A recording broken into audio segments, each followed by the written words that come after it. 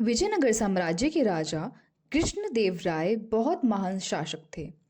उनके शासनकाल को स्वर्ण युग कहा जाता है क्योंकि उस समय कला, साहित्य और शिक्षा का खूब विकास हुआ। वे एक अच्छे योद्धा ही नहीं बल्कि एक महान कवि भी थे। उनके दरबार में 8 प्रसिद्ध कवि थे जिन्हें अष्टदिग्गज कहा जाता था। इनमें सबसे प्रसिद्ध थे तेनालीराम, जो अपनी बुद्धि और हास्य के लिए जाने जाते थे। एक बार राजा कृष्णदेव राय का अपनी रानी तिरुमलब्बा से झगड़ा हो गया। झगड़े का कारण बहुत ही छोटा था, लेकिन राजा के अहंकार के कारण बात बढ़ गई। राजा ने एक कविता लिखी थी जिसमें सुंदर शब्द थे, लेकिन उनका अर्थ स्पष्ट नहीं था।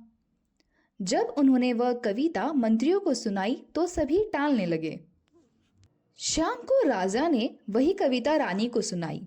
रानी दिन भर के काम से बहुत थकी हुई थी और कविता सुनते सुनते उबासी लेने लगी।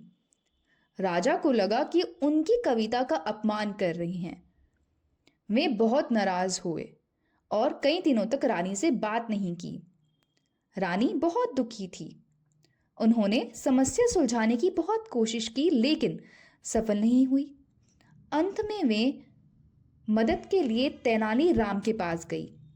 तेनालीराम ने पूरी बात ध्यान से सुनी और समस्या हल करने का वादा किया। अगले दिन दरबार में धान की खेती सुधारने पर चर्चा हो रही थी।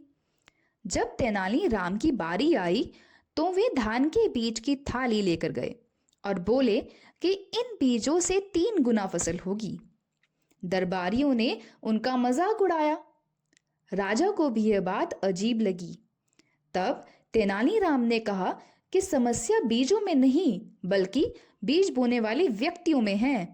यदि बीज बोते समय कोई लापरवाही करे या उबासी ले तो बीज ठीक से नहीं गिरेंगे और फसल खराब हो जाएगी। दरबार में सब हंस पड़े।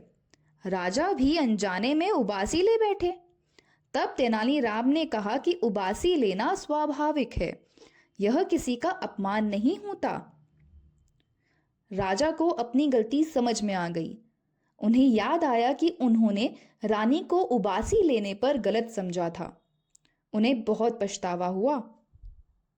शाम को राजा रानी के पास गए और उनसे माफी मांगी। रानी ने उन्हें क्षमा कर दिया।